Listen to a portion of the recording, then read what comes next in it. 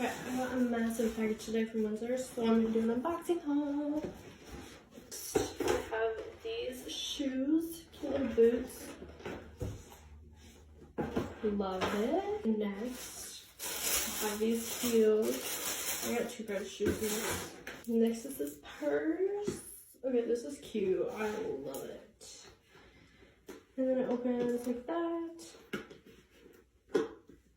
Very cute. Okay, now the clothes. This super cute sweater. Love it. Very simple, but okay, these leather hip break shorts. These are adorable. Pumped about these. Okay, I think this dress is for New Year's Eve. Very festive, sparkly. And then the last dress. Okay, this is hard to hold up and like make it look normal. But it's like a 2-piece.